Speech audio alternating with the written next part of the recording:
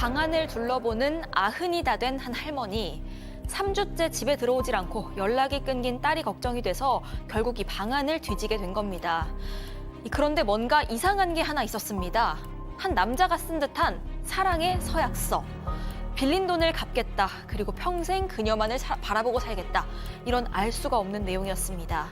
불안감에 실종 신고를 했지만요. 어디서도 딸의 행방은 찾을 수가 없었습니다.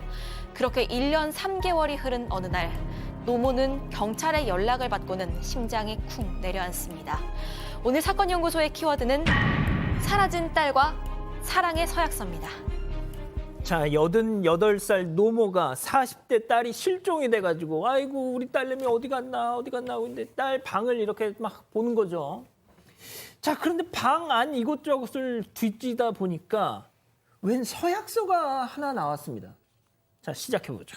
네, 일단 실종 신고 들어갔던 게 2015년 9월 30일이었습니다. 88살 노모가요. 40대 딸이 사라졌다면서 경찰에 신고를 했던 건데 이 44살 딸이었습니다. 이 딸은 당시 3주 가까이 집에 안 들어오던 상태였는데 연락까지 끊기고 행적도 모호했습니다. 뭔가 단서가 있을까 싶어서 방안을 봐도 상비약도 그대로, 지갑도 그대로 잠깐 외출한 정도로만 보이는 상황이었습니다. 하지만 실종 신고를 했는데도 왠지 추적이 잘 되진 않아서요. 생활 반응도 나타나지 않았는데도 1년 3개월이 그렇게 흐르게 됩니다. 그러다가 결국 2016년 12월에 수사를 벌이던 경찰이 경기도 포천의 한 야산에서 백골 시신 하나를 발견을 합니다. 이게 실종된 딸로 밝혀졌는데 매장된 것도 아니었고요. 낭떠러지 초입에 버려진 채로 사실상 미라 상태로 발견이 됐습니다. 이 발견 당시의 시신이 이 카펫과 낙엽 등으로 가려진 상태였습니다. 딸 실종 1년 3개월 만에 세상에 저렇게 발견이 됐습니다.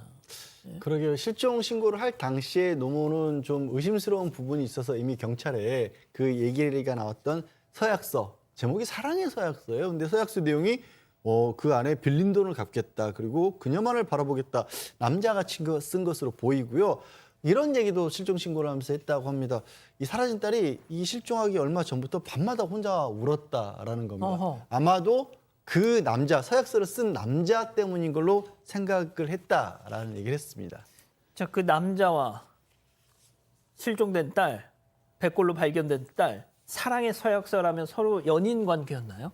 예, 지금 이제 이 남성 같은 경우는 42세 손모 씨로 알려져 있는데요. 이 피해 여성과 이 손모 씨가 어떻게 알게 됐냐 그러면 같은 교단에 있는 그 교회 활동을 통해서 알게 돼서요. 이 손 씨 같은 경우는 그 교회 집사라서 서로 이제 알게 됐다라고 합니다. 그때가 2015년 5월인데요. 교회 체육대회를 계기로 해서 이 강동구에 있는 그 손 씨 집에서 함께 이제 드나들게 됐고, 그래서 이제 두 사람이 그때부터 만나기 시작해서 한 4, 5개월 정도 교제를 한 상황인데, 실제 이 피해 여성 같은 경우는 이 손 씨가 미혼인 줄 알고 이제 만났는데 알고 보니까 이 손 씨에게 사실은 사실혼 관계 동거녀가 있었다는 거죠. 근데 그 동거녀가 또 바로 이 교회 소속이고 이 전에 5월부터 1년 동안 이미 만나왔었고 손 씨를 만나기 석 달 전에 이미 동거를 시작한 그런 상황이었다는 거죠. 그러니까 이제 이 그 피해 여성 같은 경우는 자신이 내연녀가 되어버렸다는 그 사실을 알게 되고 상당히 괴로워했다라고 알려져 있습니다. 자, 그러면 헤어져야죠. 그런 놈하고는. 네, 그런데 피해 여성은 손 씨가 그래도 그 동거녀가 아니라 자신을 선택하기를 바랐던 것 같습니다. 이런 배신감에 또 집착도 심해졌던 것 같고요. 일리로 손 씨한테 그 동거녀랑 헤어지고 와서 나랑 살자라고 요구를 하면서 그렇지 않으면 죽어버리겠다 이런 좀 극단적인 발언을 하기도 하고, 또 손 씨가 그쯤에 또 다른 여성이랑 어떤 성적인 내용의 메시지를 주고받은 걸 적발을 합니다. 이거에 분노해서 그 상대 여성이랑 3자 대면을 가졌는데 그 자리에서 거의 아내 행세를 하면서 다시는 만나지 마라 둘이 이런 얘기를 했다고도 했습니다. 또 이 손 씨한테는요. 우리 교단에서는 남녀가 만나면 6개월 안엔 결혼해야 하지 않냐. 그런데 너는 그러지도 않았고 심지어 다른 여자랑 동거를 하고 있으니까 이거 죄를 씻기 위해서 같이 성경 공부를 하자 이렇게 요구를 합니다. 안 받아들이면 교회에 나랑 내연 관계란 사실 다 알리겠다라고 협박도 했고요. 이런 내용의 각서나 다짐서도 이 작성을 하게 하고, 또 한 번은 다른 지인까지 모두 보는 자리에서 손 씨 얼굴에 커피를 뿌린 적도 있었습니다. 자, 그런데 박 변호사님, 네. 그 뭐 사랑해 뭐 어쩌 이런 거 말고 네. 그 돈 문제 있었잖아요. 그렇죠. 평생 사랑하겠다. 사랑의 서약도 있었지만 돈 얘기도 있었습니다. 이 손 씨가 이제 여성한테 600만 원을 갚겠다 이런 얘기를 좀 했던 걸로 보이는데 빌렸던 걸로 같아요. 아마 보증금을 마련한 목적인데 실제로 이 피해자 사는 곳하고 한 100m 떨어진 곳에 방을 구했던 것으로 보입니다. 뭐 공정도 작성을 했는 것 같아요. 24회에 걸쳐서 갚겠다고. 근데 특히 실종된 그 9월 달이 사실은 2015년 10월부터 갚기로 했기 때문에 그 직전에 갚아야 될 직전인 게 돈을 갚아야 될 직전하고 좀 사정이 좀 그 상황이 좀 일치했던 것 같습니다. 그러면 이 남자 손 씨를 의심할 수밖에 없잖아요. 이미 시신을 발견하기 7개월 전부터 경찰은 사실 이 손 씨에 대해서 혐의점을 두고 있었습니다. 왜냐하면 이 실종된 여성 주변을 이제 추적을 쭉 했을 거 아니에요. 하다 보니까 몇 달이 지나도 생활 반응이 안 나타나는 겁니다. 뭐 전화 통화도 안 하고 카드도 사용하지 않고, 그러니 당연히 이게 사건이라는 의심을 했었던 거고, 결정적으로 피해자가 마지막으로 목격된 날 손 씨하고 함께 가평으로 여행을 갔던 사실을 찾았다는 거예요. 그러니까 이제 쭉 그 다음부터는 렌트카 이 어떤 식으로 어디를 다는지 동선들을 추측했는데 결국 그렇게 의심을 시작한 지 7개월 만에 시신을 발견했던 겁니다. 교수님, 그럼 결국 살인 사건이었습니까? 네, 실제로 이제 그 경찰은 어떻게 보고 있냐면 동거관계를 정리하라라고 요구를 한 것에 대해서 또 내연관계를 알리겠다라고 하는 이런 일종의 어떤 압박에 대해서 부담을 느껴서 살해한 것이 아닌가 이렇게 생각을 하고 있는데요. 그렇지만 이 손 씨는 자기는 살해를 하지 않았다라고 극구 부인을 하고 있는 그런 상황이었습니다.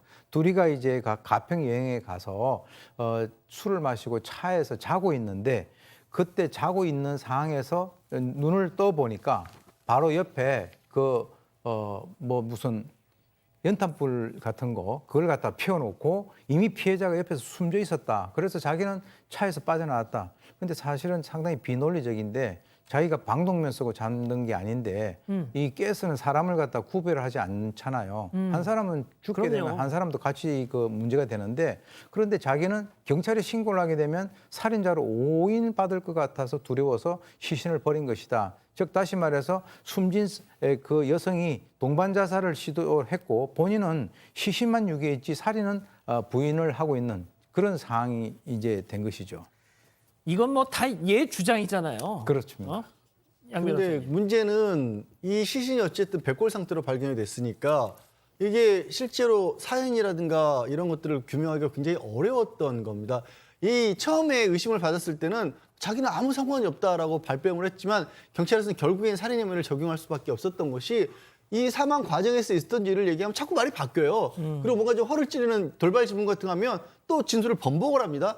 아, 이건 사건이 맞다라고 보였고 이 죄질이 안 좋았던 것이 그게 이미 시신 발견되기 7개월 전이라고 했잖아요. 예. 사실은 그때만 발견을 했더라도 조금이라도 시신이라도 온전하게 수습을 할 수가 있었을 텐데 그럼요. 이 결국에는 사인도 그렇고 시신도 그렇게 벌판에서 버려진 채로 백골이 될 때까지 있었던 거 아닙니까?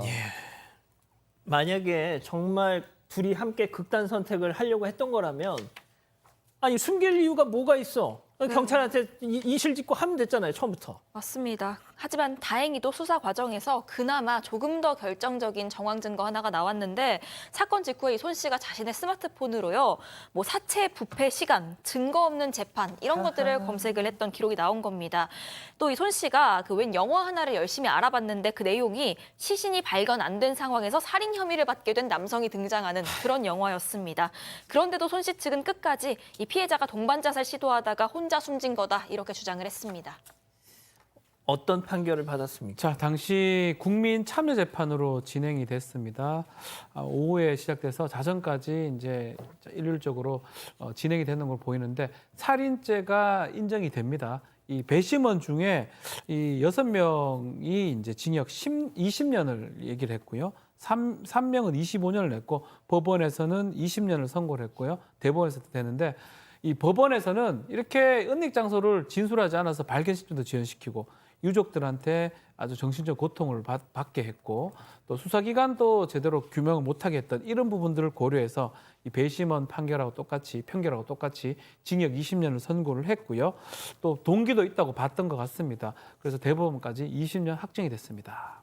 그러니까 제가 판결문도 좀 봤는데 재판부 역시도 피해자에 대해서 애정 문제로 강한 집착을 보였다. 뭐 이런 대목이 있더라고요, 교수님. 하지만 그것도 이자의 주장 아닙니까? 그렇습니다. 실제로 이제 죽은 그 피해자 같은 경우는 말이 없기 때문에 살아있는 범인이 얘기하는 그거 자체가 자칫하면은 그 진실로 될 수 있기 때문에 그걸 우리가 일방적으로 수용을 할 수는 없는 것이고요.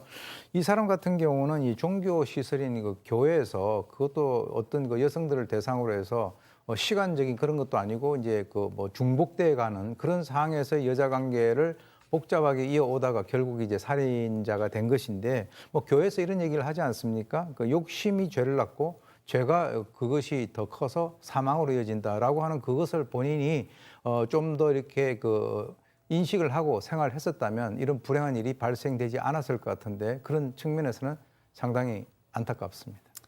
이 사건의 진실을 추적하고 싶으십니까? 그렇다면 사반 채널을 구독해 주세요. 지금까지 이자연 기자였습니다.